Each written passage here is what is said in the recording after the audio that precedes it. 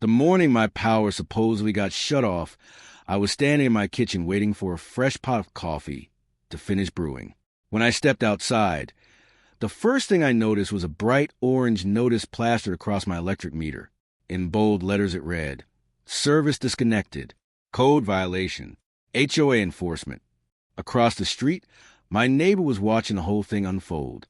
He looked far too pleased with himself. The funny part was that neither he nor anyone else in the neighborhood knew the truth. That meter hadn't supplied a single watt of electricity to my house for more than 2 years. Before we go any further, leave a comment telling me what country you're watching from. I genuinely enjoy seeing how far these stories travel, and I read every comment that comes in. My name is Garrett Holloway. 3 years earlier, I purchased a 4-acre property on the outskirts of a small planned development in central Tennessee. Technically, the land fell under an HOA, but enforcement was loose and the organization itself was little more than a handful of residents holding informal meetings in someone's garage. I knew exactly what I was buying into, and honestly, it didn't concern me. I had much bigger goals for that property. For the first year and a half, nearly every weekend was spent building something I had envisioned for years, a complete off-grid energy system. I installed 42 solar panels on a dedicated ground mount, paired them with 2 large battery banks, a backup generator, and a charging system powerful enough to keep an entire apartment building running. Everything was done legally. The county approved the plans. Inspectors signed off on the installation twice. Every permit was properly filed.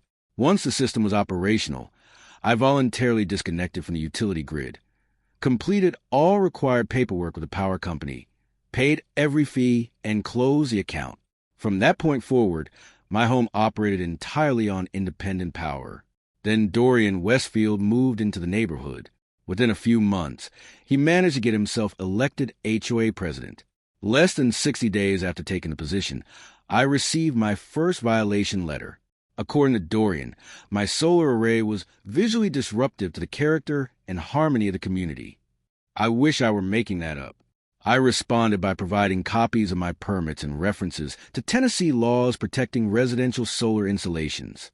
A month later, another notice arrived.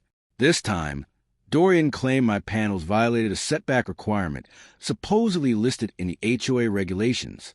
I dug through the original community documents and the recorded CC and RS. The rule he cited didn't exist anywhere. Not even a similar version of it existed. I drafted a detailed response, sent it by certified mail, and explained exactly why his claim was false. After that, everything went quiet, and in my experience, silence from Dorian usually meant trouble was on the horizon. About 6 weeks later, on a Tuesday morning, I woke up and found that orange sticker attached to my meter box. Now, this is where the story becomes truly unbelievable. The notice claimed the HOA had contacted the electric utility and requested a service disconnection because of code violations on my property.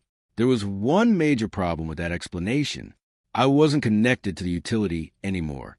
That account had been terminated more than a year earlier. So either Dorian had provided false information to the power company, or someone had made a serious mistake. Regardless of which explanation was true, somebody had entered my property and interfered with equipment they had no authority to touch. That wasn't merely an HOA dispute. That was potentially criminal. I immediately photographed everything. Every angle, every detail, every image was time-stamped. Before I even poured my coffee, I called my attorney, Priya Nambiar. Her instructions were simple. Don't remove the sticker. Don't touch the meter. Document absolutely everything. I followed her advice exactly. Meanwhile, Dorian was busy telling anyone who would listen that he had finally put an end to my solar project. A neighbor sent me a text saying Dorian had been bragging at the local convenience store. According to him, he had successfully got my electricity shut off because I was supposedly operating illegally and violating HOA rules. He was acting like he'd scored some massive victory. What happened next changed everything.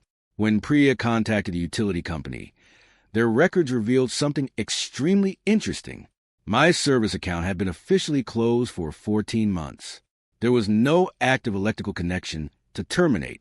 Even more surprising, the orange notice on my meter hadn't been placed there by the utility company at all. It had been attached by a private contractor hired directly by the HOA. In other words, Dorian hadn't coordinated with the power company. He had manufactured the entire thing. The truth about that orange sticker changed the entire situation. Dorian had no authority whatsoever to place it there. He hadn't worked with the utility company. He hadn't received any official approval. Instead, he had simply paid someone to stick an official-looking notice on my meter box and hoped nobody would question it.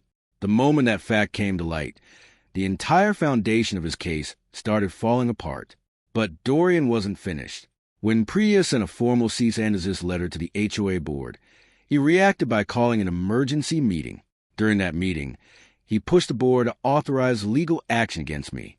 He claimed I had installed an unauthorized power generation system and was operating it in violation of neighborhood regulations. 2 board members voted in support of him. 3 others chose not to vote at all. Later, I learned the reason. They were becoming increasingly uneasy about Dorian's behavior and wanted no part of whatever was coming next. Unfortunately for himself, Dorian decided to make one more move. It would turn out to be the decision that destroyed everything.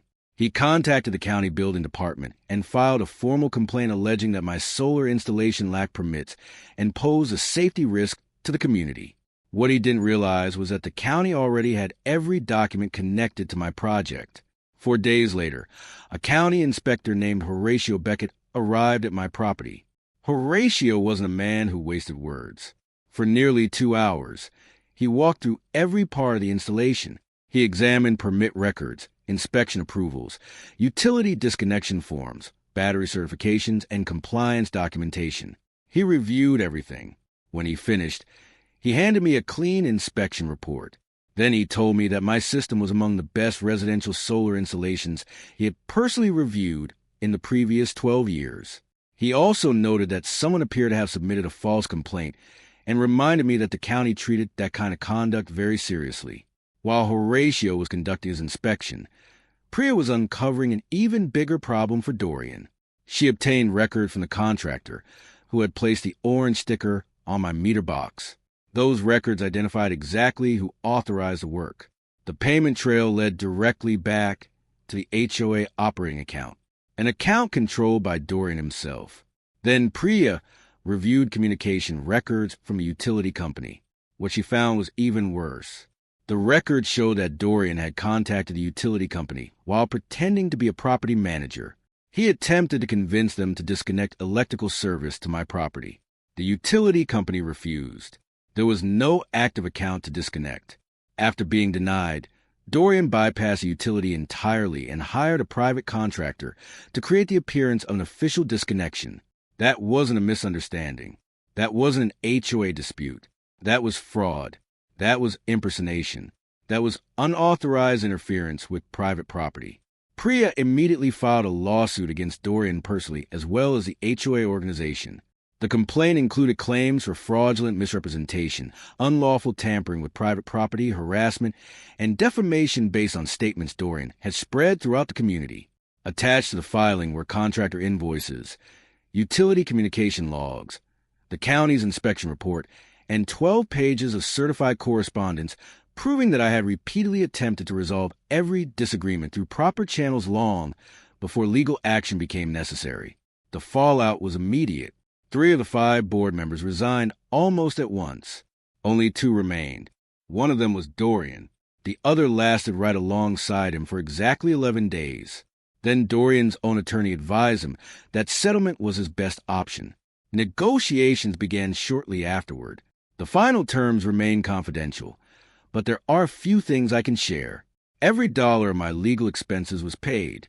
The HOA issued a formal written retraction withdrawing every violation notice they had ever sent me. They also acknowledged in writing that my solar installation was fully lawful, properly permitted, and completely compliant with all applicable regulations. A new board was elected roughly 60 days later. One of its first actions was passing a formal solar rights resolution designed to protect homeowners from exactly the type of abuse Dorian had attempted. As for Dorian Westfield, he didn't remain HOA president. In fact, he didn't remain in the neighborhood at all. About 8 months later, his house was sold, and he quietly moved away. I still have that orange sticker. It's stored in my filing cabinet, framed directly beneath the county's clean inspection report. And honestly, that's not even the strangest part of the story. The strangest part is that Dorian spent months trying to take away my power. Yet I never lost power for even a single second. Not one light flickered.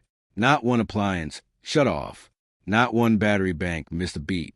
While Dorian was bragging around town about shutting me down, I was sitting comfortably inside a fully powered home running entirely on my own electricity while speaking with my attorney. The house he tried so hard to darken never went dark at all. If you've ever had someone in a position of authority try to intimidate you over something you were completely entitled to do, leave a 1 in the comments. And if you enjoy stories like this, you already know how to help the channel. I'll see you in the next one.